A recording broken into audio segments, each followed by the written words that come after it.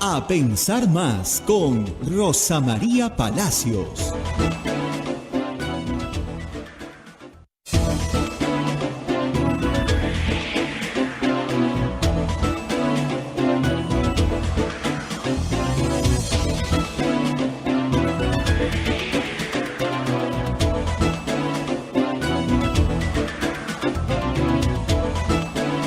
Señoras, señores, muy buenos días. Bienvenidos a Pensar Más con Rosa María Palacios desde Radio Santa Rosa para todo el Perú.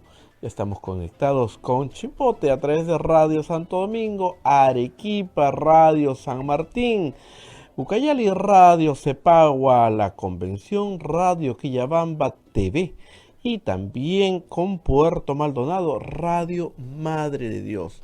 Nos unimos también a Huánuco con Radio Huánuco, Ayacucho Radio La Voz de Ayacucho, Puno Radio Pública, Ancash Radio Moro, Huancayo Radio Cumbres, la radio del Arzobispado de Huancayo, Satipo Radio Milenio, Abancay Radio Estación Solar, Yurimagua Radio Oriente, Cajamarca Radio Los Ángeles, Lampa Radio San Valentín, Cerro de Pasco Radioactiva, Huanta Radio Continental. En canales de televisión nos acompañan Onda Digital TV, Fuego TV, Full TV, Quillabamba TV y también las plataformas móviles, el Facebook de Radio Santa Rosa, el Facebook de Radio Quillabamba, el canal de YouTube de Radio Santa Rosa y nuestra página web www.radiosantarosa.com.pe. Muy bien, hoy día es 25 de abril del año 2023 y estamos listos para compartir toda la información con Rosa María Palacios. Les contamos que ayer la noticia la ha hecho el ministro de Justicia, el doctor Daniel Maurate. Resulta que, como ya se contó temprano, tiene muchas comunicaciones y con gente muy cuestionada. El doctor Maurate, según el portal Epicentro, tiene 188 llamadas con personas ligadas al caso Los Cuellos Blancos. Ya, háblese de Antonio Camayo, Edwin Oviedo y Alberto Chan. Pero no solamente eso, sino tiene 28 llamadas más con el hermanito, con César Inostroza, el prófugo de la justicia. Y ahora va a tener él que perseguir al señor Inostroza. Pero ayer el señor ministro Daniel Maurate dio declaraciones a la prensa, no sé si las tenemos por ahí, y dijo que no, que solamente él hablaba de fútbol. Y el otro caso es de la congresista María Acuña, que parece que se suma a la lista de mochasueldos, y Toledo, que obviamente sigue en la información. Rosa María Palacios nos trae toda la información respecto a estos temas. Rosa María, muy buenos días. Muy buenos días, Abel. Muy buenos días a todos nuestros oyentes en el Perú y en el mundo. Hoy día vamos a empezar rapidito porque a las 8:20 va a estar con nosotros el doctor Luis Vargas Valdivia para explicar algunos temas jurídicos que creo que están un poquito confusos. Pero empecemos por donde empezamos todos los días, por los auspiciadores de nuestra radio. La Maestría en Gerencia Social de la Pontificia Universidad Católica del Perú invita a profesionales de diferentes disciplinas a participar del proceso de admisión. Informes en Facebook, @PUCMGS, o al teléfono 993-028-464. Urbánica, diseñamos y construimos viviendas que te conectan con la naturaleza y que generan bienestar para tu hogar. Perdón. Si deseas conocer nuestros proyectos en Punta Hermosa y Miraflores, o si tienes algún inmueble donde quisieras construir, nos podemos asociar también. Escríbenos al WhatsApp 948-242-747 o al 998-999-201. ¿Cansado de perder horas en la gestión de tus procesos contables, administrativos y financieros? Simplifica tus procesos y ahorra tiempo y dinero con ERP Contanet, el sistema 100% peruano que llevará a tu empresa al siguiente nivel. Visita www.contaperuglobal.com o llama al 914-749-057.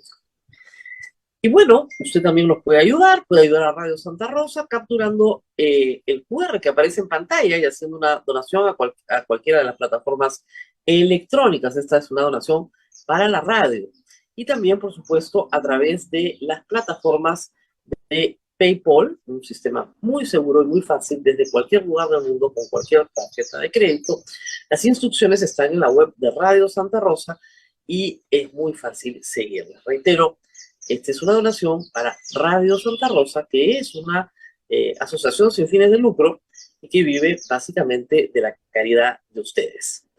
Muy bien, y ahora vamos a lo nuestro, cortito. El ministro de Justicia ha terminado siendo, como dicen, una cajita de sorpresas. A cada hora sale algo nuevo. Esta mañana la encerrona ha relatado el ramillete de patrocinado del ministro de Justicia. Miren, la defensa es libre y toda persona, no importa el delito que haya cometido, tiene derecho a tener un abogado. Y cada abogado tiene que escoger a sus clientes, pero siempre teniendo en cuenta que a nadie se le puede negar asistencia jurídica.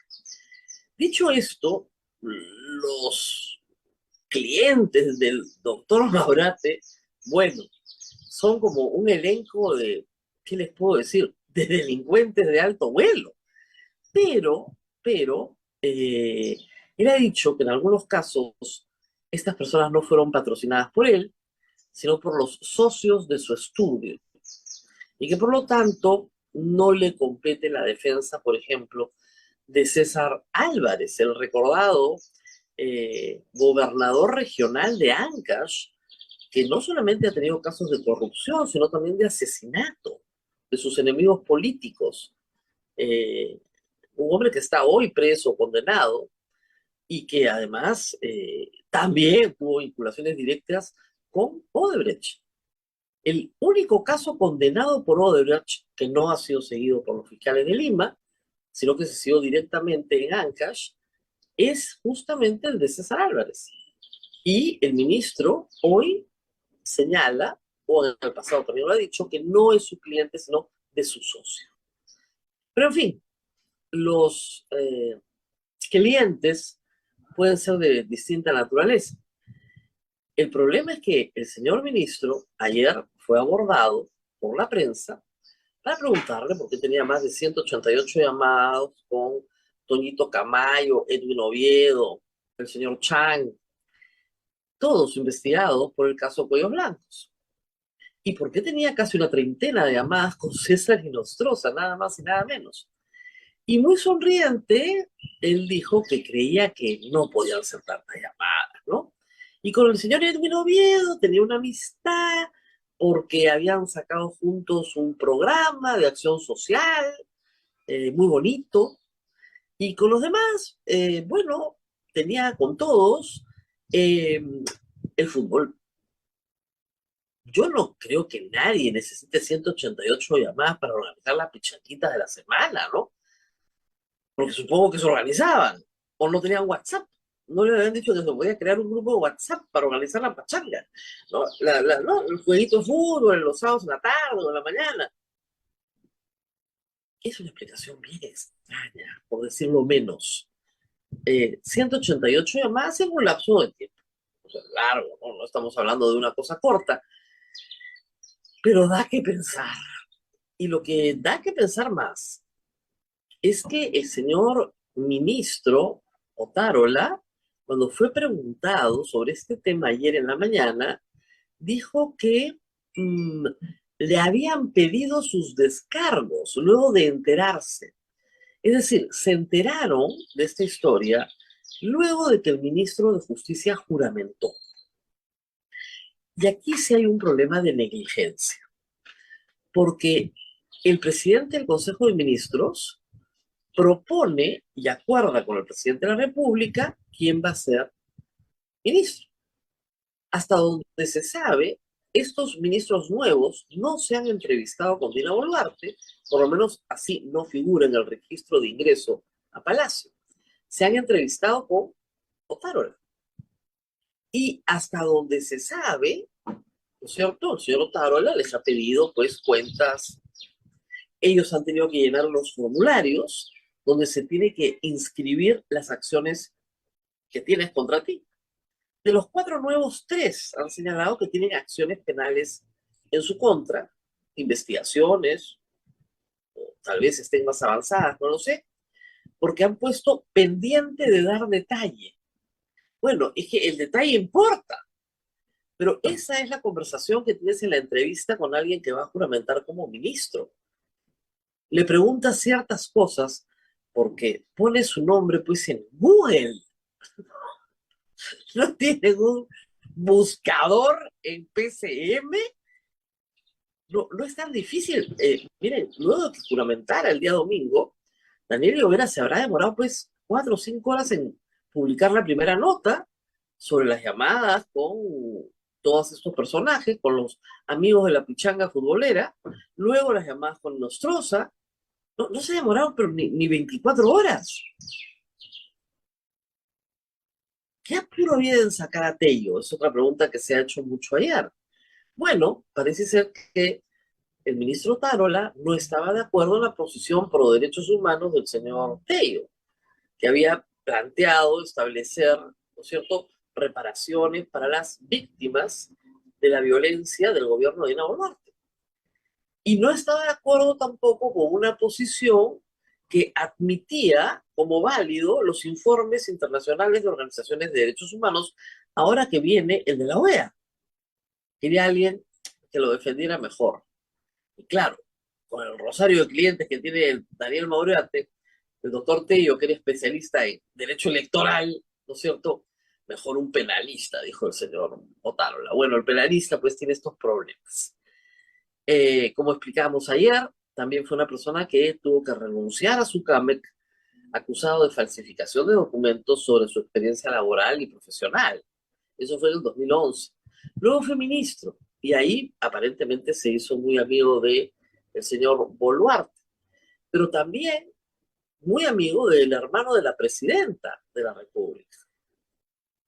Entonces creo que por esa razón tal vez no se tomaron la molestia de verificar antecedentes. Antecedentes que han generado ya en el Congreso algunas voces que piden su censura de inmediato.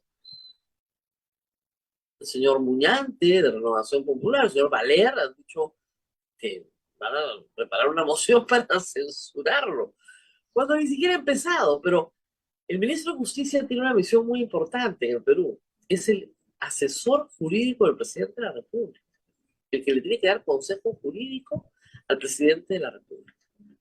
Y tenemos una persona que tiene unos antecedentes bastante complicados, por decirlo menos. Por decirlo menos, además, tiene otros casos en los cuales ha estado involucrado el señor Daniel Maurate, Business Track, parece que ha sido abogado en algún momento también de Magali Medina. O sea, el ramillete es vasto, ¿no?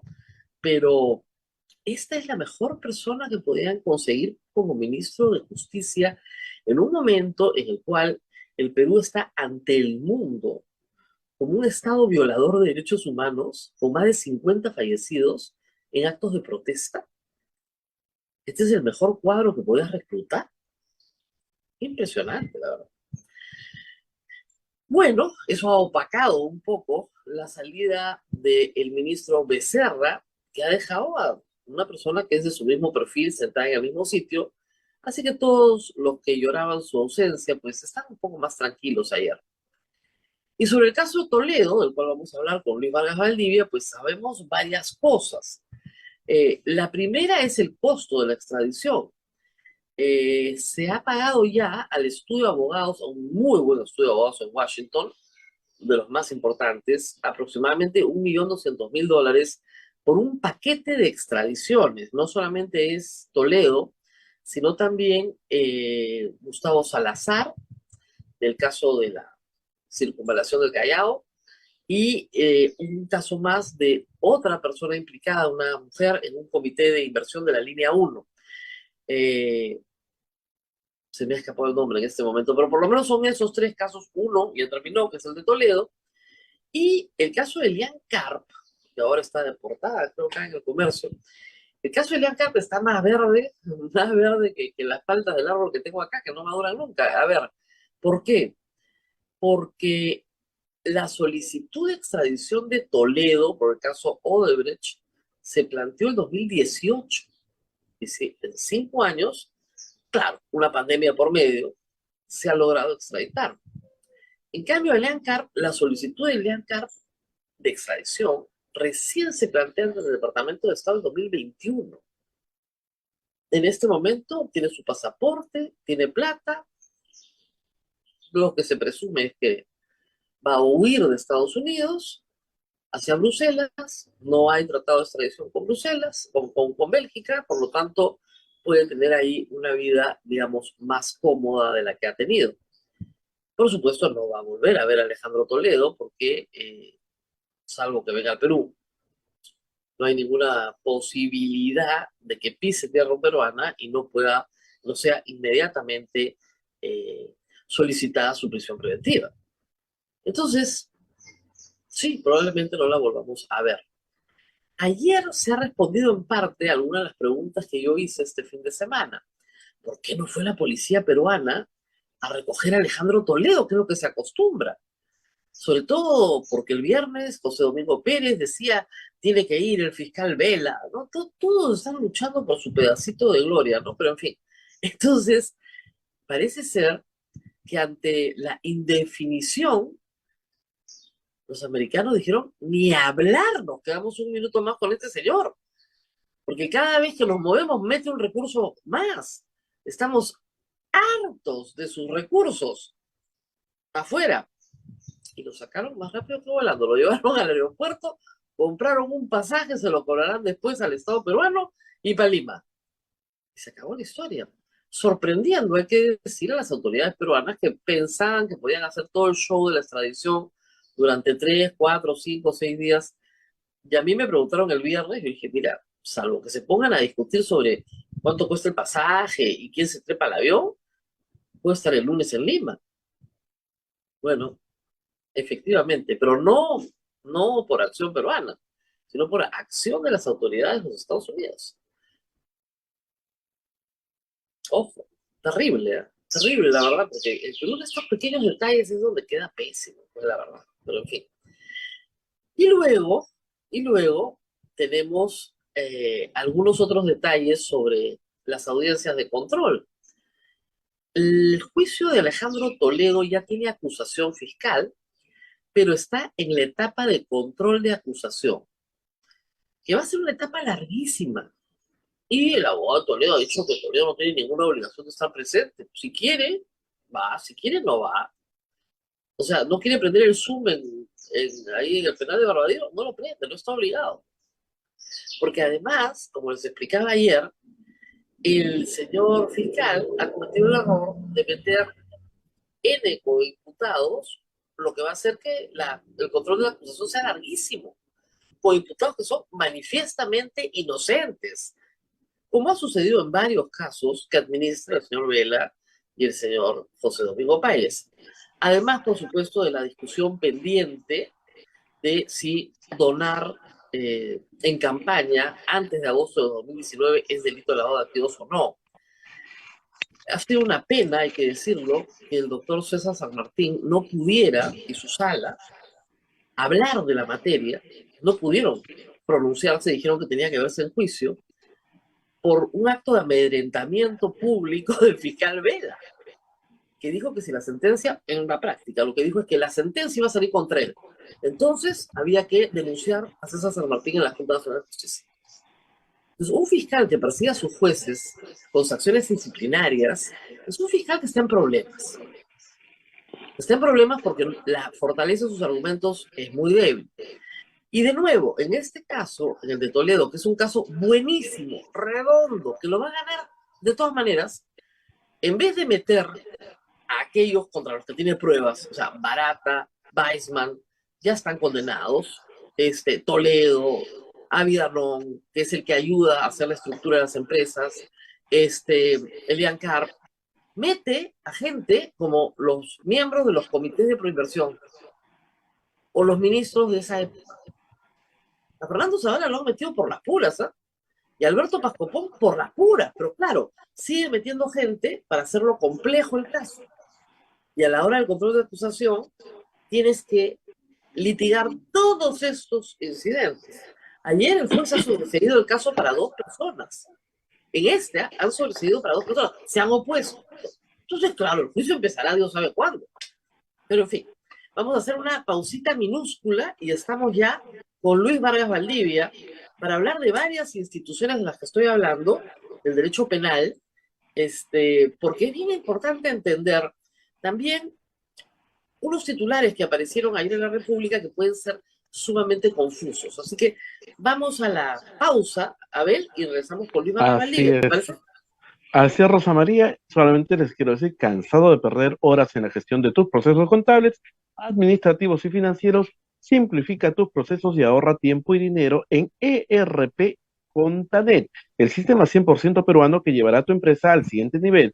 Visita nuestra página web contaperuglobal.com o llama al 914-7490-57. Contanet Perú. Volvemos tras la pausa.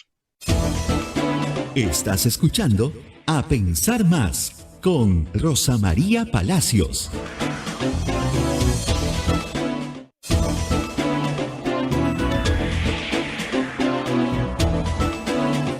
Continuamos con A Pensar Más a través de Radio Santa Rosa y toda la red de radios y canales de televisión que nos están acompañando en esta mañana. Rosa María Palacios ya se encuentra con el doctor Luis Vargas Valdivia, ex procurador anticorrupción. Rosa María, adelante. Así es. Y también profesor, abogado y con una larga experiencia también en el sistema de justicia. Así que vamos a agradecerle que está esta mañana con nosotros para dar algunas explicaciones del derecho penal que pueden ser muy confusas para la audiencia. Doctor, muchas gracias por estar nuevamente acá y vamos a empezar tratando de explicar la diferencia entre un colaborador eficaz, una confesión sincera y una condena anticipada. Tres instituciones del derecho penal que son diferentes, pero que las tres tienen un efecto en la condena y por eso tienden a confundirse. O sea, reducen la condena, pero tienden a confundirse. A ver, llega Alejandro Toledo y dice, quiero confesar. ¿Qué es eso? Si es que Buenos días, Rosa quisiera. María. Gracias Buenos por la días. invitación. Sí, a ver, sí, es un poco confuso, ¿no? Para la gente que no domina mucho tema de derecho, incluso para algunos abogados también, como hemos visto recientemente. A ver, la colaboración, todo se engloba en lo que se conoce como derecho penal premial, ¿no? Ese es el concepto. La colaboración eficaz es aquel procedimiento en mérito del cual un imputado por la comisión de un delito admite la comisión, porque colaboración eficaz es para quien ha cometido un delito, tiene que admitir la comisión del delito, ¿no es cierto? Y brinda información que tiene que ser oportuna, veraz y eficaz, ¿no? Respecto de otros hechos o de los hechos que sean materia de investigación y que respecto a los cuales la Fiscalía no cuente con suficientes elementos de investigación para sustentar una condena. Eso es. ¿Es importante la declaración del colaborador eficaz? Sí, pero más importante son los medios de prueba que el colaborador eficaz ofrece o la ruta de prueba que ofrece para que la Fiscalía pueda, en efecto, corroborar la versión que da. Un ejemplo de esto lo tenemos en el caso del señor Toledo con el señor Maynan. El señor Maynan solicitó acogerse a colaboración eficaz y brindó no solo la información de la ruta del dinero corroborando lo que había señalado el señor Barata respecto de los 35 millones de dólares, sino que además dio los medios probatorios que acreditaban las empresas que se crearon, a las que llegaron los dineros y cómo estos terminaron. O sea, que proporcionó... incluso entiendo que devolvió la plata, porque él tenía el vuelto. Entonces, tienes que devolver el botín también, ¿no? Habían algunos saldos, estos fueron devueltos, y claro, lo importante es que junto con la declaración del CEO Barata, lo que permitió es acreditar la ruta del dinero y acreditar la comisión del delito y la responsabilidad del señor Toledo. Creo yo, bueno, eso se decidirá en juicio oral. Esa persona, por el hecho de dar esta información y coadyuvar, ¿no es cierto?, al esclarecimiento de hechos, nuevamente con estos tres supuestos, útil, pertinente y veraz. Oportuno, además, claro. Oportuno. Tiene que ser. Si no, pues le voy a dar pruebas a la Fiscalía de cosas que ya tiene probadas, no tiene sentido. Respecto a esto pueden ir lo que se conoce en la negociación de la pena, que puede ser desde la exención de pena, que es algo excepcional, que no se ha dado a muchos, en época, por ejemplo, Matilde Pinchi, que fue la colaboradora eficaz, se le dio pena, una reducción de pena. Se le impuso multa, reparación civil e incautaciones. Claro, en el caso, lo que pasa es que no tienen prisión efectiva, se le pone 4 años de condena suspendida. Exacto. Puede ir exención de pena, pero es algo muy excepcional. Es para aquel colaborador estrella, pues, que llega y da toda la información de hechos, inclusive que la fiscalía no conoce. Claro. Eso puede traer lo que es reducción de pena, que por lo general es suspendida condicionalmente o una reducción bastante Pero significativa. no hay, para que se entienda bien, no hay un perdón total, eso no existe. No, el perdón no. Hay una condena, además, hay una condena porque si yo ya, o sea, para obtener el beneficio colaborador eficaz, tiene que haber un proceso y un juez tiene que sentenciarme antes que a todos los demás, ¿verdad? Exacto, este procedimiento, o sea, a ver, la fase, no final, sino la fase más importante, es cuando finalmente el fiscal, el agraviado y el imputado llegan a un acuerdo respecto a la pena de la reparación civil. Ese acuerdo es puesto a conocimiento de un juez, y el juez lo que hace es evalúa si en efecto se dan pues los supuestos que hemos hecho referencia. Si considera que esto es así y que la pena es acorde, dicta sentencia aprobando el acuerdo, imponiendo sanción y fijando las obligaciones del colaborador. El colaborador, entre otras cosas, por ejemplo, no puede mentir, ¿no es cierto? Y tiene... Claro, pierde la colaboración. Exacto, ¿no? El propio código establece, pues, aquellos supuestos en los que se anula o se revoca la colaboración. ¿Qué pasa si una persona quien tiene ya la condición de colaborador eficaz, se descubre nuevos hechos delictivos que no ha señalado, o que ha mentido, o dinero por Ha ahí? ocultado la mitad, digamos, te cuento toda la coima, pero no te cuento esta otra parte. Claro, me quedo con una parte para Claro, en que parecía, decían que al principio era lo que pasaba con Maisman, ¿no? Que por eso se demoró Maisman en obtener la colaboración eficaz, porque decían, oiga, acá falta plata. Ah, bueno, sí, también está lo de Camargo Correa, ¿no? Entonces, vaya, al final contó todo porque necesitaba su colaboración eficaz. Claro, en caso que se revoque la sentencia de colaboración eficaz, lo que pasa es que el proceso se restituye al estado en el que se encontraba y va a ir a juicio oral y obviamente va a ser condenado, ¿no es cierto? A una pena Sin discusión. Claro. Entonces, muy bien. Ahora, eso está claro. Ahora, la confesión sincera. La confesión sincera como tal implica, y hay larga jurisprudencia de la Corte Suprema, es aquel acto en mérito del cual el imputado, ¿no es cierto?, confiesa ante el fiscal o el juez todos los hechos que son materia del proceso. Hay que diferenciar la confesión de la admisión. ¿Qué es la admisión? La admisión es cuando la Fiscalía y el Poder Judicial ya tienen conocimiento del hecho, ya hay medios de investigación, ya el imputado dice, sí, yo reconozco que cometí ese delito. Esa es admisión, no es confesión. La confesión tiene que abarcar todos los hechos, ¿cierto? Y sobre todo aquellos que no se conozcan. Yo siempre en la universidad ponía ejemplo a los chicos para diferenciar la confesión de la admisión. Decía, por ejemplo, sus papás le dan permiso a ustedes para que se vayan hasta las 2 de la madrugada. Ustedes se aparecen a las 4, el papá queda dormido, llega a las 6 de la mañana y les pregunta, ¿a qué hora llegaste? Ustedes tienen dos opciones, decirle, mira, papá, la verdad que llegué a las 4, eso es una confesión, me demoré porque hice esto, lo otro. Llega el papá y le dice, ¿a qué hora llegaste? Ustedes se ponen a pensar, el papá saca el teléfono celular y dice, mira, acá está la cámara, registra que has ingresado a las 4 de la madrugada. Bueno, sí, papá, llegué a las 4 de la madrugada. Esa es admisión, confesión. La confesión conlleva, ¿cierto?, la posibilidad de reducir la pena. El código fija incluso, ¿no es cierto?, los porcentajes en los que se puede reducir la pena por debajo del mínimo legal. ¿En qué momento puedo confesar del proceso? A ver, en cualquier momento del proceso, ¿no es cierto? O al inicio, o en la investigación preparatoria, o incluso en el juicio oral. ¿Qué pasa si llegamos al juicio oral y digo, voy a confesar? En efecto, no son solo estos hechos, sino además hay estos otros hechos que ustedes no conocen, en los que sí he tenido participación. Ahora, en el proceso, cuando se inician las audiencias del juicio oral, el juez normalmente insta en primera instancia al imputado, se le recuerda que tiene derecho a confesar. Si usted confiesa, nosotros podemos reducirle la pena por debajo del mínimo legal. Esa es la fórmula que usa el juez normalmente al inicio del proceso. Entonces, por debajo del mínimo legal, bueno, esa confesión puede ser atractiva, porque si el mínimo legal pues, es 4 y me ponen por debajo, no voy preso.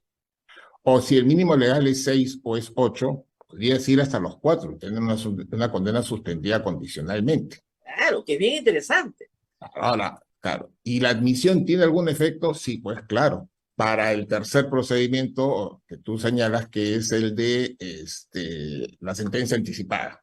Exacto. A ver. Igual, al inicio del juicio oral, el imputado, ¿no es cierto?, señala que en efecto admite los cargos y quiere llegar a una conclusión anticipada del proceso. Pues suspende brevemente a efecto que el imputado con el fiscal y el agraviado se pongan de acuerdo. El código en estos casos fija la reducción de la pena, y no necesariamente va por debajo del mínimo. Esa es la diferencia con la confesión, ¿cierto? Fija los no confieso, sino admito. Si confieso, me ponen por debajo del mínimo legal. Claro. Si admito, me pueden reducir 1/3 de la pena, me parece que es el código, ¿verdad? Entre el mínimo y el máximo se reduce, vamos hacia el tercio inferior, ¿no es cierto? Y ahí se puede fijar, pero siempre está, no puede ir por debajo del mínimo. Solo se puede ir por debajo del mínimo cuando hay una circunstancia atenuante especial, mayor de edad, mayor de 65, 18, 21, claro, alguna circunstancia, o en el caso de confesión sincera. Aquí lo que se hace es se reduce la pena.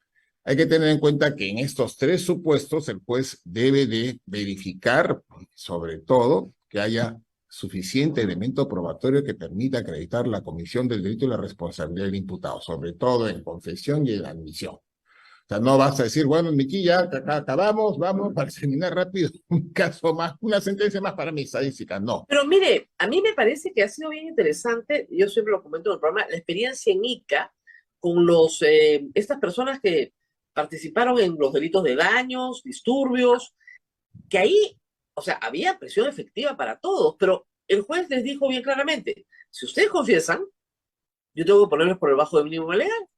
Y todos confesaron, 27 personas confesaron en un día. Claro. Y les puso a todos por debajo del mínimo legal. Obviamente tienen 3 años de antecedentes penales, que no pueden conseguir trabajo, tienen que pagar la reparación civil, pero les digo, miren, acá están sus fotos, como el papá, acá están sus fotitos. Entonces, ¿qué quieren hacer? Confesamos, sí, somos culpables. Y ahí aplicar un procedimiento que es interesante, que el Código Procesal tiene y no se aplica mucho, que es el de la flagrancia. Claro, si tú capturas a una persona en flagrante delito, ¿para qué vas a seguir todo el proceso? El fiscal lo que hace con las pruebas que tiene, va donde el juez pide inicio del proceso de flagrancia y formula acusación. Ya nos saltamos toda la investigación. En esa audiencia se hace se lleva a cabo la revisión de la acusación, el control de acusación, y el juez dispone el inicio del juicio oral.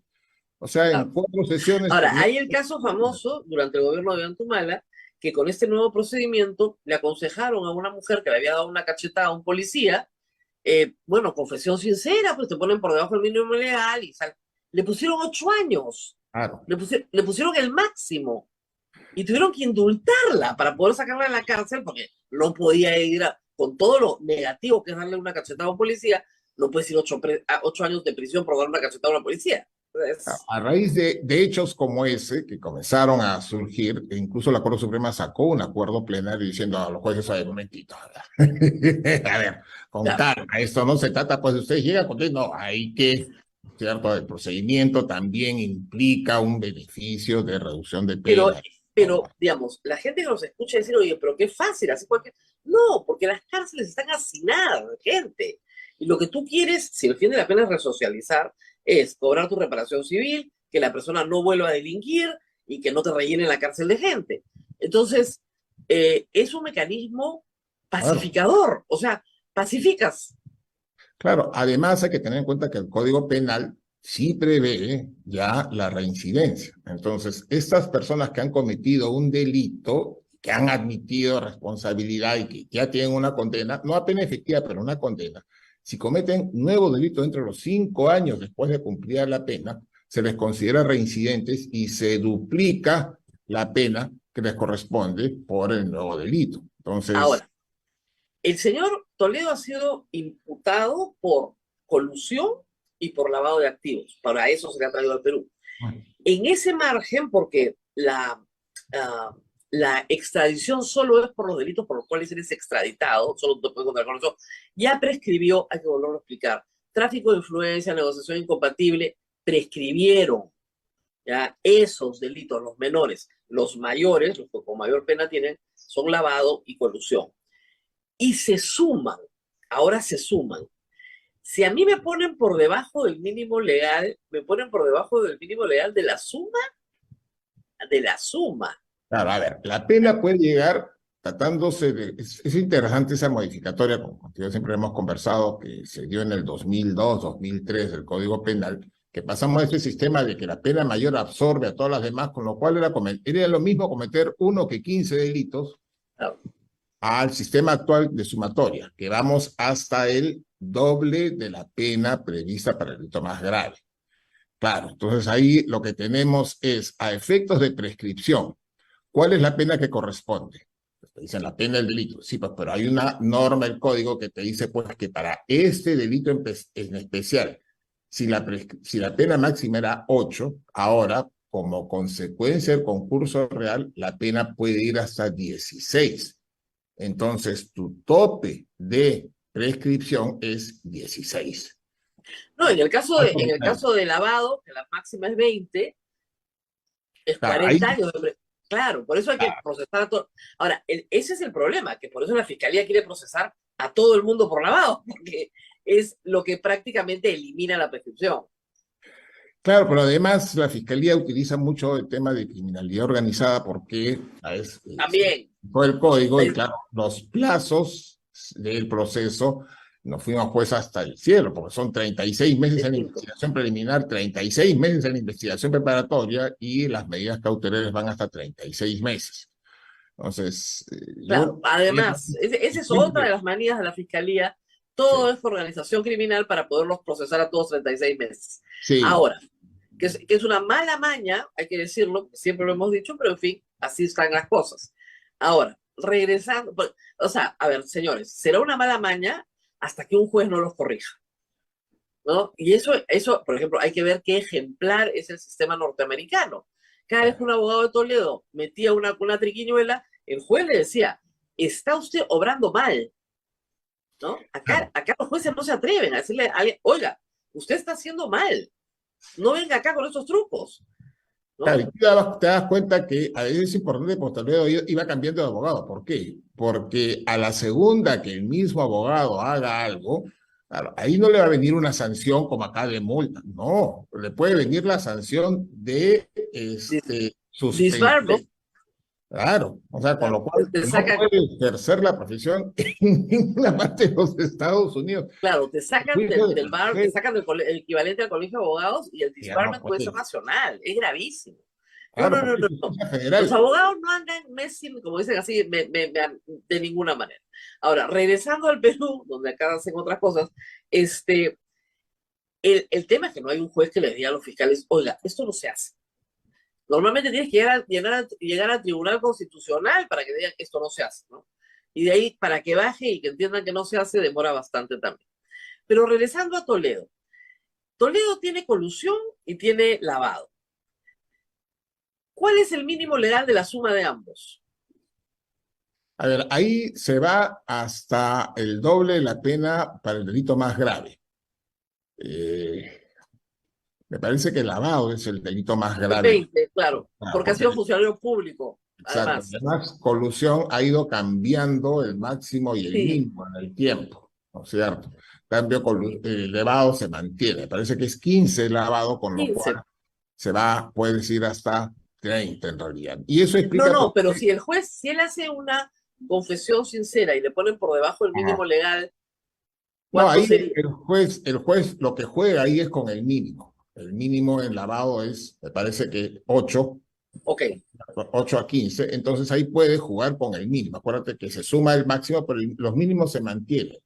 En colusión es 5, en lavado no me acuerdo si es ya, 8. ok, no se suma, entonces, esa era mi pregunta, no se suman los mínimos. Los mínimos no se suma el máximo. Ok, Mantiene entonces los ahí sí mínimos. se, entonces el juez podría ponerle, o sea, supongamos que eh, hacen una conversación y Toledo dice, yo reconozco todo, se quedan con todas mis casas, con todas mis propiedades, incáutenme todo, hasta lo mío, ¿ya? Porque sí, no tengo nada más, soy un calato, ¿ya? Pero yo confieso todo y les cuento todo, además, cómo hablé con Camargo Correa, con Barata, cómo le sacaba la plata a otras, porque pueden haber otras constructoras brasileras que también participaron en la operación, cómo fue con los peruanos, qué participación tuvo Braña Montero, todo les voy a contar. Denme 2 horas, me siento y les... Uy, no se imagina yo. Narro con lujo de detalles. ¿Ok? ¿Pueden darle una pena por debajo de la pena efectiva? Si es que confiesa, esto es, narra hechos respecto Nuevos. a nuevos, ¿no es cierto? Y estos pueden ser corroborados, ahí sí le pueden dar por debajo del mínimo. Si solo se limita a admitir los hechos, su tope sería el mínimo. Pero en su caso, podrían darle una pena por debajo del mínimo por alguna circunstancia, como conversamos, atenuante especial, mayor de 65 años. ¿No es Que es cierto? mayor de 75. Claro, ya tiene como 79 años, está rondando 77, 77. 77. Entonces, claro. Entonces, ahí tenemos esto que podrían darle hasta por debajo del mínimo. 8 años, claro. Ahí sería un tercio por debajo del mínimo. Podrían llegar de repente a 5 años. Pero el problema es que, a ver, en estos delitos se modificó el Código Penal, ¿te acordarás? Época de Toledo, al final del gobierno, se modificó el Código Penal y se estableció que en estos delitos la pena era efectiva. Ya, pero no te dicen cuánto tiempo. No te dice cuánto tiempo, pero además tienes el problema de que en estos delitos no procede la semilibertad ni la Así libertad es. vigilada. Y la retención de pena por trabajo es en lugar de 2 por 1, 5 por 1. 5 por 1. Entonces, Y no le claro, vas a pedir a Toledo a los 77 años que trabaje, ¿no? Entonces, claro. pero igual, es mejor que se vaya, por ejemplo, con una condena de 5 años a que se vaya con una condena que podría llegar hasta los 20 años, que es lo que le están pidiendo, 20 años, 6 meses. Pero nunca entendí eso de por qué 6 meses, no 26 meses. Pero en fin, Ahora, en su experiencia como abogado, que para mí es fascinante esto, ¿cómo convences a un cliente de, mira, lo que más te conviene, te van a dar 20 años de todas maneras y te vas a morir en la cárcel de todas maneras y no hay indulto posible? Bueno, en este caso sí hay indulto posible porque no son graves violaciones de derechos humanos, pero va a ser bien difícil que un presidente te indulte, ¿no? Entonces, confiesa. Y los clientes a veces son difíciles, a veces no, ¿ah?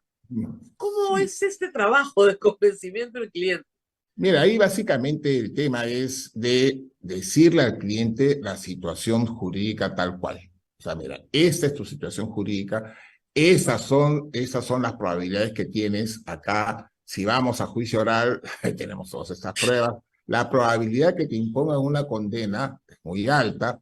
La probabilidad que además la pena sea también elevada es bastante considerable y eso te va a generar una serie de problemas. Acá, frente a esta situación, la mejor vía que nosotros aconsejamos es el tema de la confesión o la admisión, o si tienes elementos, colaboración eficaz. Por ejemplo, nosotros en la experiencia nos ha ido bien respecto, no todos los clientes, porque hay clientes que nos han dicho, no, tú estás loco, no, yo voy a seguir peleando, y al final han terminado pues, con una serie de graves problemas, y cuando han regresado para decir, ¿me puede defender? No, ya no Ya no, puedo. pues planteamos una estrategia, no respetan mi No, no estás de estrategia. acuerdo, ya Ya. pues ya estás con una acusación fiscal, con pruebas, es situación difícil. Pero muchos sí entienden y optan por la vía que implica pues un beneficio para ellos, ¿no? Claro. Y es un Si beneficio eres para el Estado. culpable, el mensaje es, si eres culpable, y todos sabemos que eres culpable, y el caso de Toledo, como hemos explicado, es el mejor caso que tiene la fiscalía. Si no lo gana, ya no gana nada. Es Claro, buenísimo el caso. Es un caso caído del cielo. Ahora, sí, Hablando de ese caso y de los plazos, la fiscalía tiene la costumbre de meter a perro, pericote y gato. Entonces, claro, si tienes 30 coimputados, el control de acusación demora la vida eterna. Si tienes 4 coimputados, estaríamos entrando a juicio oral en 3 meses. Claro. Mira, por ejemplo, el caso de Keiko Fujimori. ¿Cuánto tiempo estamos en la 2 etapa años, intermedia? 40 coimputados. Y Y todavía claro, tiene por para ejemplo, rato. claro, ayer se ha conocido, gracias a Dios, una acción más positiva, pero no es la primera, que Ricardo Briceño, entiendo que usted es abogado de la CONFIEP, por fin lo han sacado del proceso porque José Domingo Pérez asume la titularidad de CONFIEP para denunciarlo por fraude en la administración de personas jurídicas, y la CONFIEP dice: a nosotros no nos ha defraudado, ¿qué le pasa al fiscal? ¿No? Entonces, ¿Sí? Claro, además es una, a ver, se cuestiona el hecho de que CONFIEP haya recibido donaciones de particulares, pero sí está facultada, pues, el ejercicio claro, de la es su facultad. función. Tan es así que SUNAT, por ejemplo, CONFIEP está reconocida por SUNAT como una de las entidades facultadas para expedir certificados de donación para poder precisamente esos certificados ser utilizados respecto de un beneficio tributario. Ahora, claro, como comprenderás, SUNAT así nomás no da este tipo de Claro, certificados. a mí su campaña me puede parecer bonita, me puede parecer fea, pero eso es otra cosa, ¿no? Eso no es delito. ¿No? No, Ese es el tema. claro, no, porque es dinero que ingresa. Ahora, ¿esto cómo inicia? Esto inicia porque Barata declara al comienzo: yo fui a una reunión de CONFIEP y me pidieron $100,000 para apoyar a Keiko. En Claro, el curso del proceso que hizo CONFIEP, una auditoría, que es lo fundamental en ese caso, una auditoría claro. muy bien hecha. Y la declaración de todos los empresarios que estuvieron presentes, y todos coinciden en señalar que no se trató eso, que lo que se dijo fue: apoyemos para la campaña de medios que había iniciado el 2010 y concluyó el 2012. Y la temática de campaña de medios era la misma: importancia de la inversión privada en la economía del Perú y en la economía de todos. Entonces, eso es básicamente. Entonces, Ahora, el problema, como digo, es que si tú metes tanta gente, no sé, por ejemplo, el otro día estaba mirando que a Fernando Zavala lo acusan, en el caso de Toledo, ¿no? Por haber sido diligente en la tramitación de un decreto supremo. Y él era ministro. O sea, ¿cómo? O sea, por cumplir la función que te manda la ley, vas a ir preso a Alberto Paz Cofón por presidir el comité que asignaba la Buenapro en proinversión. Por la función que realiza, no puedes ir preso. Tienes que haber cometido un delito. ¿Ya? Pero no hay forma. La fiscalía está en esto fuera de control. sí, hay varios procesos también en los que se ha comprendido a exministros, además en periodos de 2, 3 gobiernos, solamente por haber participado en un consejo de ministros y emitir voto. A ver, el problema, como tú dices, en esto es que a mayor cantidad de imputados, esta audiencia de control en la que nos encontramos se va a extender. ¿Por qué? Porque la audiencia de control tiene 3 etapas. La primera etapa es, una vez que la fiscalía plantea la acusación que ya sucedió, vienen las observaciones formales de las partes. Esto es, sí, haberlo está debidamente sustentado, una que otra cosa. Pues resuelve esta primera etapa. Y por lo general siempre hay algún incidente. Acuérdate que en el caso de Fujimori el expediente regresó a la fiscalía un montón de veces. 20 veces, creo. Ah, Es que claro, la acusación tenía 25 tomos, pues entonces, claro, no sé si tanto, pero era una cosa así, pero monstruosa, ¿no? termina esta etapa de control formal y pasamos a lo que es: el juez resolverá los medios de defensa y las observaciones sustanciales, esto es, los pedidos de sobreseimiento, ¿no? Por el código establece que el juez puede sobreseer en esta etapa, desaprobar la acusación y sobreseer si es que considera que con las pruebas aportadas en el juicio oral no se va a lograr superar el derecho de presunción de inocencia. Haces. Una vez que se discute esto y el juez aprueba la acusación, pasamos a la tercera parte, que es la aprobación, no, la discusión de los medios probatorios propuestos por la fiscalía y las partes. Se debate uno por uno los supuestos de legalidad, utilidad, pertinencia y conducencia, y uno por uno el juez decide si admite o no a que sean a juicio, a que vayan que sean actuados en juicio oral. Ese es el problema, pues en el caso de Keiko, por ejemplo, la fiscalía ha ofrecido 5.000 medios probatorios. Claro. Hay que analizar uno por uno. Y además los medios probatorios ofrecidos por la Procuraduría, y además los medios probatorios Por ofrecidos la por... defensa. Por Claro, cada uno de los defendidos, que cada uno tiene su abogado. Y son 40. Sí, pues en este caso, por ejemplo, del presidente Toledo, es un dictamen mixto, porque la fiscalía está pidiendo sobreseimiento respecto de 3 y está acusando a 9, entre ellos el presidente Toledo. No, creo que más. Creo que Un poco más. más, sí. Sí. Entonces, hay un duplo. Entonces, el problema es que estamos todavía viendo el tema del sobreseimiento. Una vez que termine el sobreseimiento, ¿no?, de los jueces de resuelvan si sobresee o no sobresee, se apela y se verá, entramos recién en la etapa de observaciones formales. Claro. Veamos de ahí, entramos a observaciones Ahora, el sustanciales. sobreseimiento le conviene a la justicia porque, Claro, a ver, si en un caso tan sólido como el de Toledo, lo único que estás haciendo es perder tiempo. claro. Es increíble. Pero a mí, yo la verdad, no entiendo la estrategia de la fiscalía. No, la estrategia de la fiscalía es meter preso a todo el mundo. Eso es su objetivo. Y está bien, porque para eso esa es la idea. Claro. Pero no puedes hacerlo sin pruebas, pues. Ese es de Sí, locos. pues, yo creo que el problema acá de la fiscalía, hay que tener en cuenta que esta acusación ya tiene buen tiempo, ¿no es cierto? Que ha habido también una demora por parte del Poder Judicial. Pues esta acusación tiene ya bastante tiempo ahí esperando el trámite de la etapa intermedia. Claro.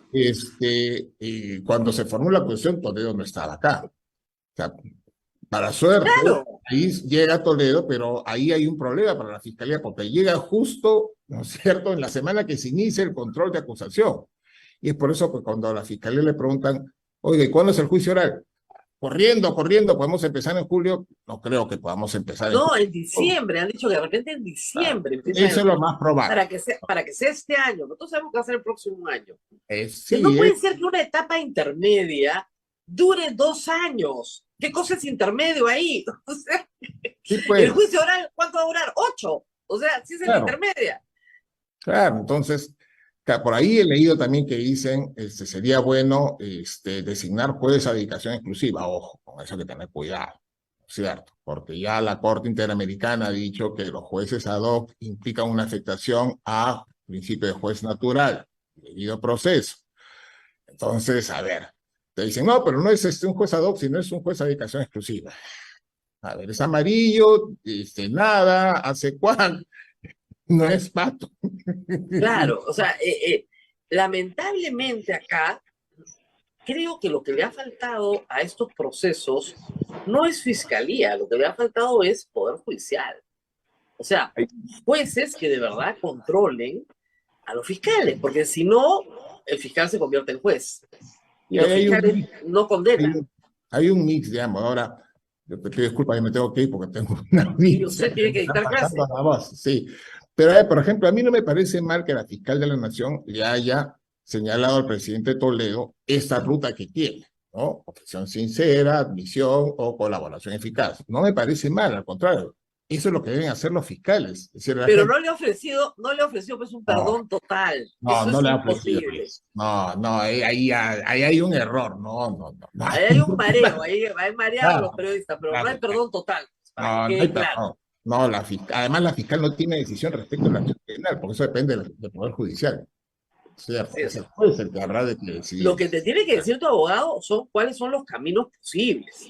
Exacto. Y efectivamente, si yo fuera Toledo, me rindo en el acto. Claro. Y agarro y comienzo a cantar como un pajarito, como, no sé, el jilguero del Huascarán, voy a cantar, pero lindo, hasta tal punto que simplemente me pongan pues 5 años, ¿ya? Claro. De los cuales me voy a pasar 2 en la clínica. Claro, o sea, no hay, en su caso es bien difícil, no es imposible, pero es bien difícil, pues por la cantidad y la magnitud de las pruebas, pillar, pues, una... Pero como es necio, le van a poner los 20 años de todas maneras. Yo estoy segura que le van a poner los 20 años de todas maneras. Necio no puede ser. Muy bien. Muchísimas gracias, doctor Luis Vargas Valdivia. Ha sido muy ilustrativo. Espero que todos hayan aprendido una lección de derecho penal premial, así se llama, y que esta lección sea válida para todos los casos y para que todos entiendan por qué se hacen estas cosas. A veces es difícil de entender.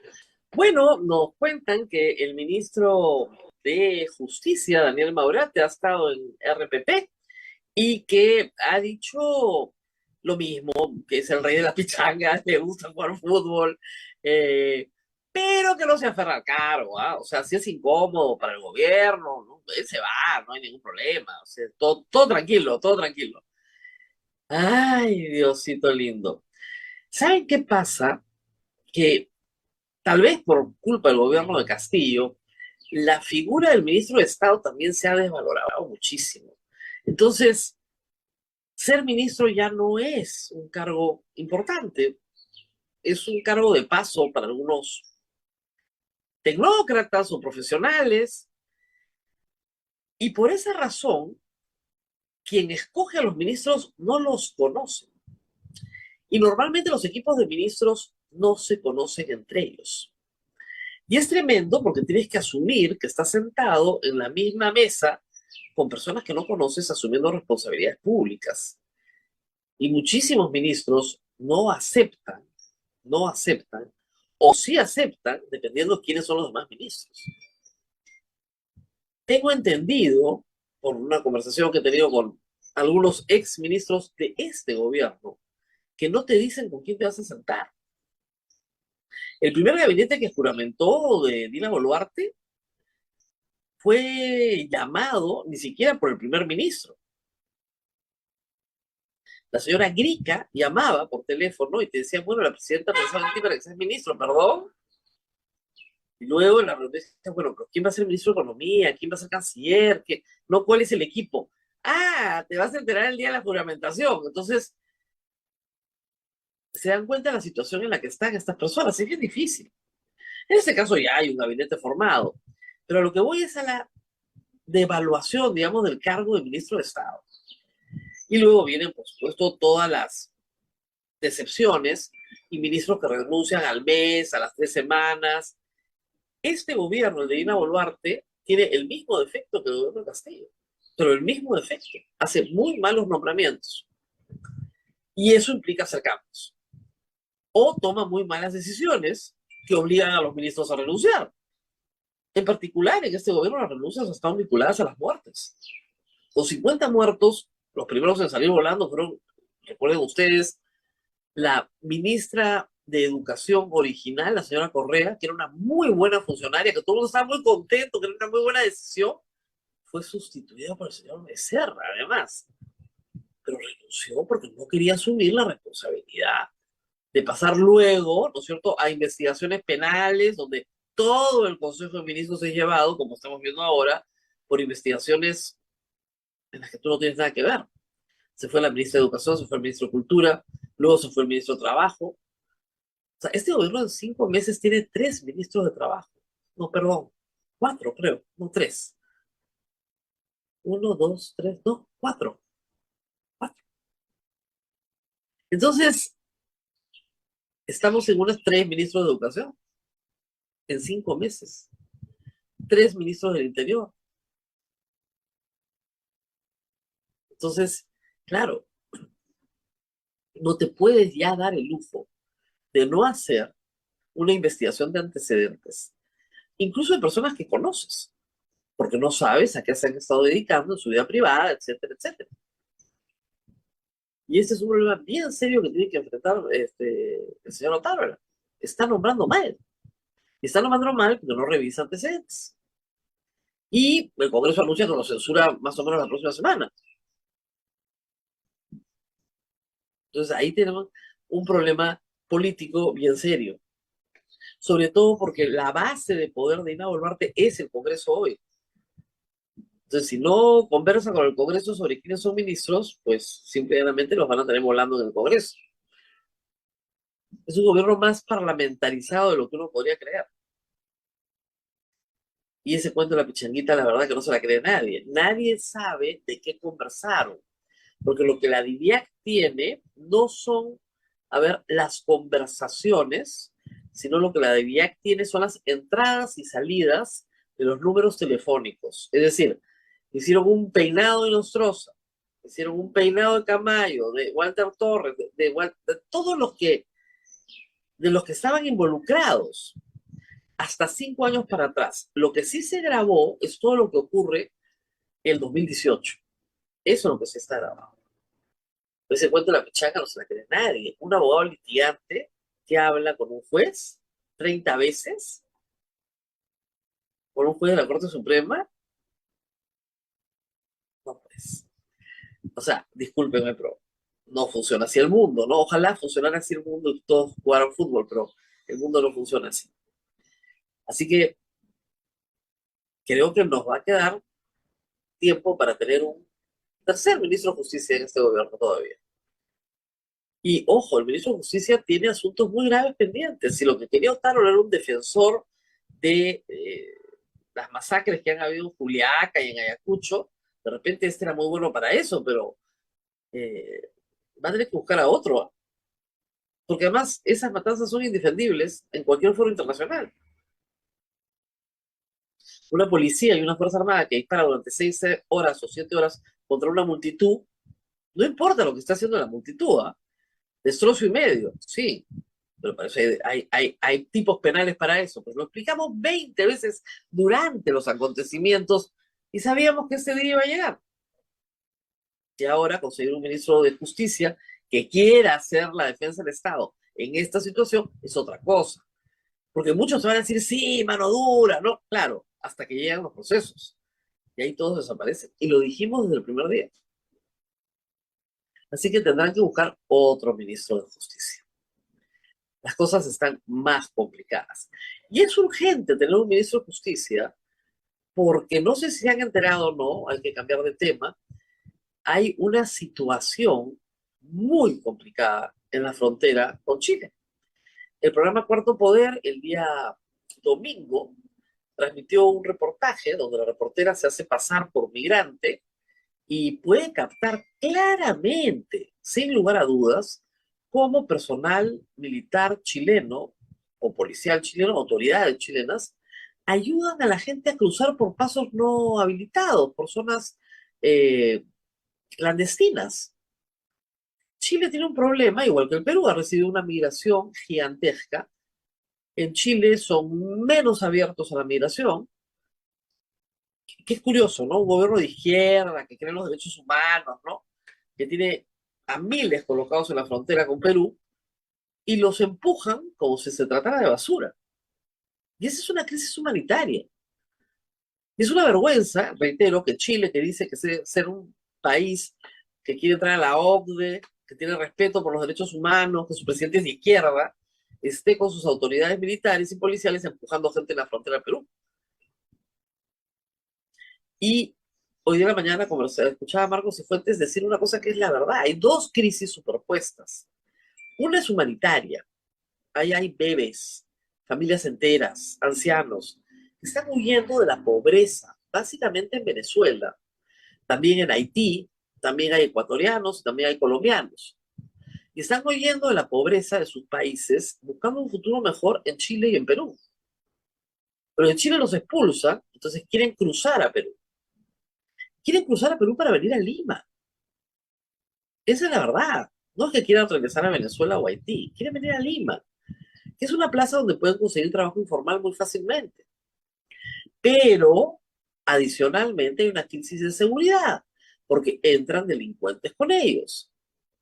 Entonces tienes que montar, con la ayuda de la Cruz Roja, de la ACNUR, no sé muy bien de quién, en la frontera, una respuesta diplomática, política, policial, integral, que revise los antecedentes de estas personas indocumentadas, que establezca quiénes son familias, quiénes no, que establezca quiénes merecen efectivamente un derecho de paso, una visa por 6 meses, en fin, que se defina la situación migratoria de estas personas.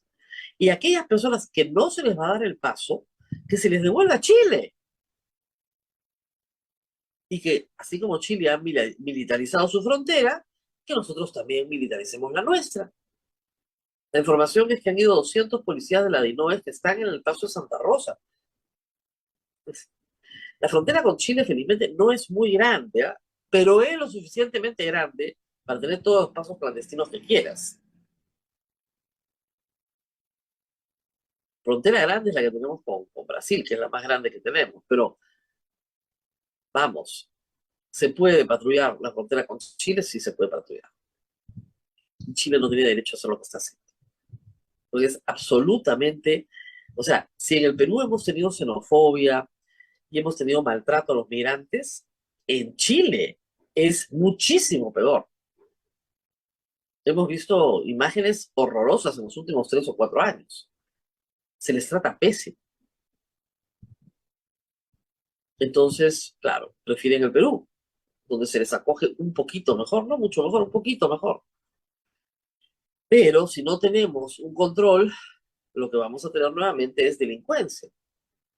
No es que los delincuentes venezolanos sean peores que los peruanos, son igualitos, pero son delincuentes, pues, al fin y al cabo. Tenemos un serenazgo asesinado, un delincuente venezolano fugado, tenemos una muchacha de 19 años quemada viva por un venezolano que aguarda extradición, porque resultó que como tenía nacionalidad venezolana no se le podía expulsar, porque se le expulsaba a Venezuela, que tenías que expulsarlo al Perú. Es decir, es un solo de problemas. Entonces, lo que se tiene que tener es una respuesta integral. Tacna está pidiendo, el gobernador ayer pidió una nota de protesta enérgica porque hay que entender la situación de Tacna. Tacna tiene una población no muy grande, con, no sé, 500, 600 mil habitantes. Si le metes 20.000 extranjeros, bueno, se hacen notar. Y el asunto es que roban, eh, se meten al comercio informal, quieren lavarte la luna, los parabrisas, exactamente igual que acá. Y Tacna es una ciudad muy chica para resistir ese tipo de presencia. Sí hay instituciones que les dan de comer, la Iglesia Católica está haciendo lo que puede hacer, pero de nuevo, se mezclan dos situaciones. La situación del migrante legítimo, pobre, desesperado, que camina con su familia para tener una vida mejor y comer, que es perfectamente legítimo, y aquel sinvergüenza, delincuente, que lo están expulsando de un país para meterse a otro a seguir delinquiendo. Entonces, como hay las dos situaciones, hay que distinguir las dos situaciones y eso necesita presencia del Estado. Y por supuesto una protesta contra Chile, ¿no? No se pase. El problema de la migración venezolana en América del Sur es un problema compartido, que necesita respuestas compartidas, no respuestas unilaterales.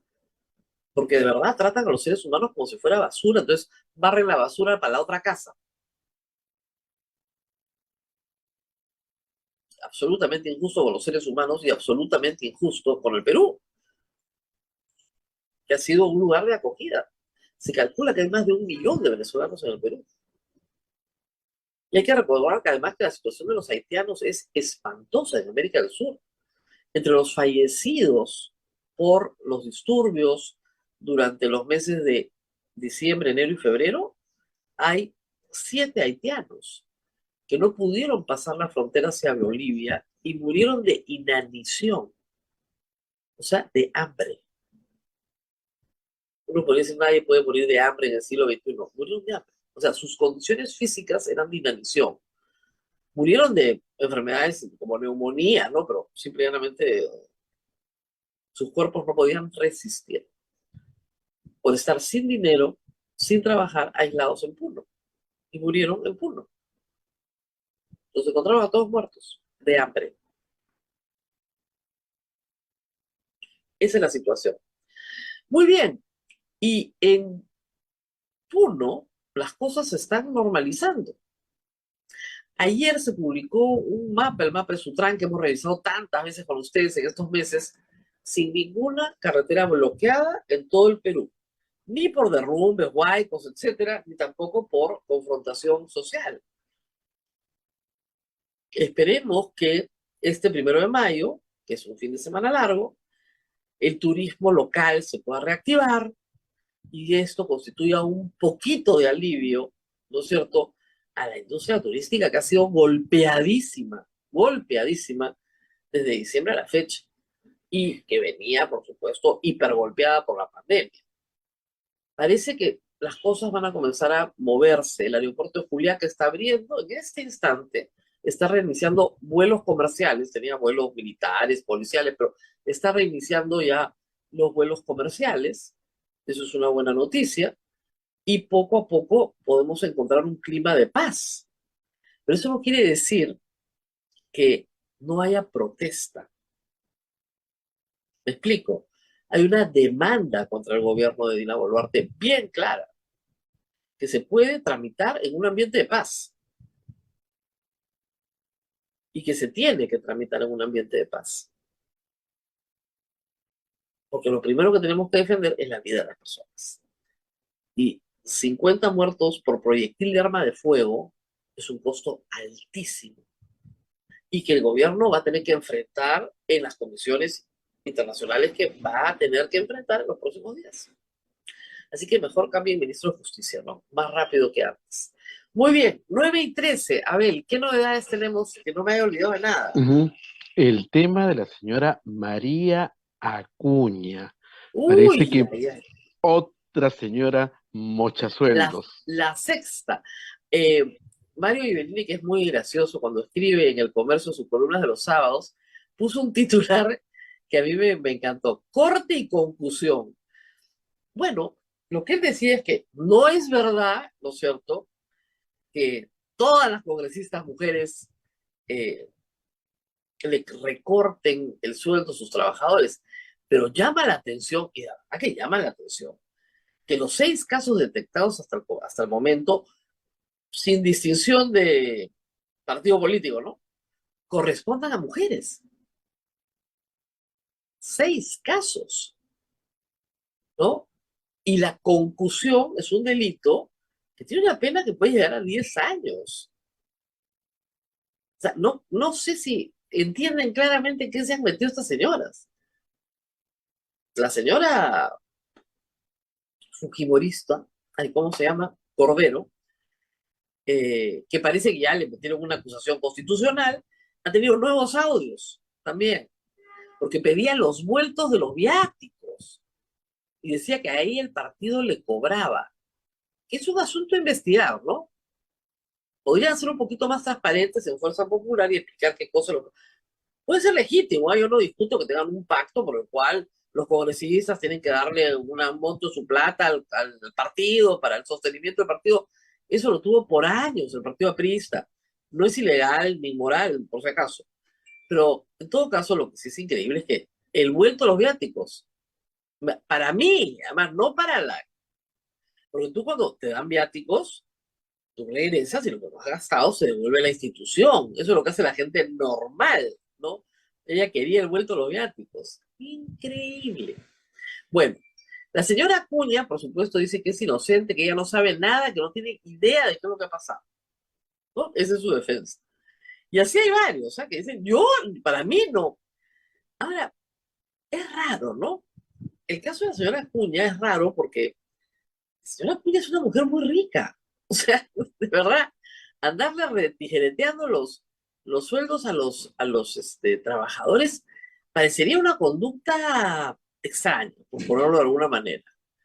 Pero no sé qué más podríamos decir mientras dura la investigación. Todas alegan inocencia, Abel. ¿Qué hacemos con esto? La señora María Acuña es hermana de César Acuña, el presidente del partido APP, y además, bueno, tía de Richard Acuña, es hermana también del congresista Humberto Acuña, perdón, claro, el que fue congresista, y nuestro amigo, el que siempre viene con nosotros, ¿cómo se llama el congresista? El hermano César es uno. A ver, Virgilio también, Acuña, pero Humberto Acuña. ¿Perdón? Humberto es el congresista. ¿El actual o el anterior? No, el anterior es Humberto. Que también es presidente de la Comisión de Presupuesto, intentó llegar al Congreso. Sí, la verdad es que acá estamos. Estoy buscando acá el caso Héctor Acuña. Bueno, todos esos hermanos, con mayor o menor suerte, tienen negocios bastante exitosos. Entonces, tú dirías, ¿para qué, no? No todos están vinculados al tema universitario, pero pero casi todos, o al tema escolar, pero yo estoy casi segura que la señora María Acuña sí tiene vinculación a la Universidad César Vallejo. Estoy acá revisando si hay algo más sobre la señora Acuña, pero eso es lo que tenemos hasta ahora. Ella lo niega todo, dice que es un asunto de los trabajadores, que entre ellos tienen sus préstamos, sus arreglos, pero que ella no tiene nada que ver en el asunto. Ay, ay, ay. Muy bien, Abel, 9:18. ¿Tenemos algo más en el camino? Bien, una buena noticia, Rosa María. Estoy viendo que Migraciones ha confirmado que llega el primer lote de pasaportes. Y en 15 Al de fin, mayo llegarán 546.000 pasaportes que se sumarán a los 800.000 adquiridos mediante licitación ¿sabes qué? internacional. Eso es increíble, chicos, porque, a ver, en, yo saqué mi último pasaporte en diciembre del año 2019 y funcionaba como un reloj. Era una maravilla. Ibas, hacías tu cola, te decían regresa en 2 horas, tomabas un café, volvías y ya estaba. Eso era todo. Que la cita. Olvídense, ya nadie saca cita, todo el mundo tiene un tramitador que te dice cuándo tienes que ir. Porque es lógico, la gente necesita viajar. Han complicado un sistema que funcionaba perfectamente y recién logran importar los papelitos benditos, los cuadernitos. La importación de pasaportes ha sido como la importación de la uria, la prueba viviente de la incompetencia más absoluta del gobierno de Castillo y ahora del gobierno de Dina Boluarte. La uria nunca llegó, pero bueno, se sembró, se cosechó, se volvió a sembrar, la siguiente campaña ya están sembrando, nunca llegó la uria barata para el pueblo. Bajó de precio, porque el problema con Ucrania y Rusia sigue, pero bajó de precio y se pudo adquirir, aunque siempre por precios superiores a los anteriores. Pero los pasaportes, señores, tenemos que viajar. Tener un pasaporte es un derecho constitucional. Yo le puedo meter un habeas corpus al Estado peruano o un amparo. Y deberían meterle un amparo a los miembros al jefe de la superintendencia, con las sanciones penales correspondientes por abuso de autoridad. No, es que no han llegado los papeles. Primero, no te explican nada. Y segundo, cuando logras entender la explicación, te horrorizas por la absoluta incompetencia. Ojalá que estos 500.000 cuadernillos que llegan, los libretitas que llegan, sirvan para una cosa que es como que lo mínimo que un Estado te puede dar, tu correcta identificación internacional. Y que volvamos al 2019. Yo no les pido tener un sistema como el de otro país. No, no, no, no. El mismo que tenían en el 2019, ese, igualito. Con eso nomás. Ya estamos. Y he leído en Twitter el relato de Pamela Costa, me parece.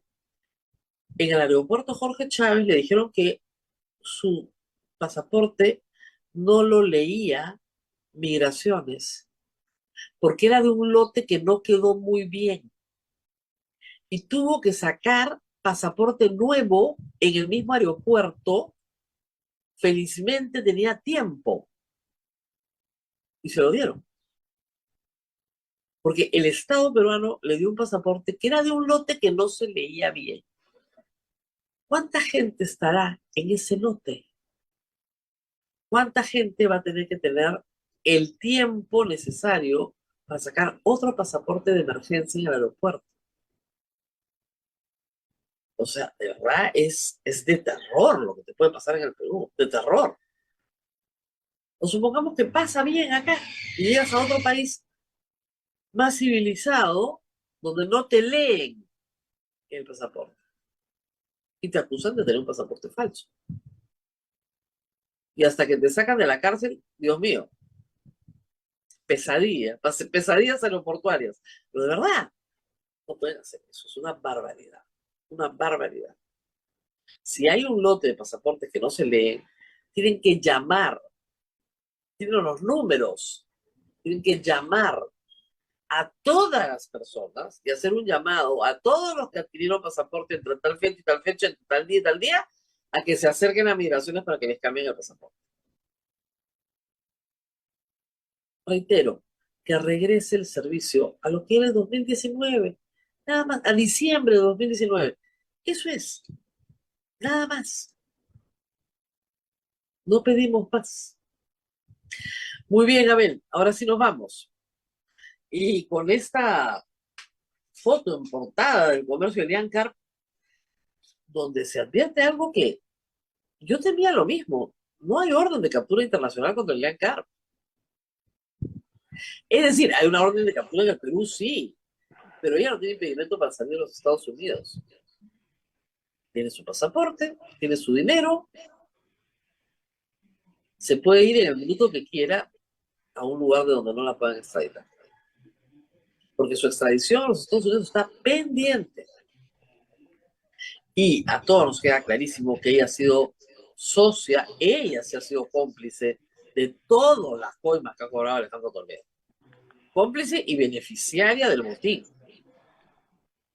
Porque la casa, la oficina, todo eso la compraba para ella. Utilizando a su madre. O sea, una persona que toma riesgos grandes, ¿no? Muy bien. Nos vemos. Será hasta mañana. Hasta aquí. A pensar más con Rosa María Palacios.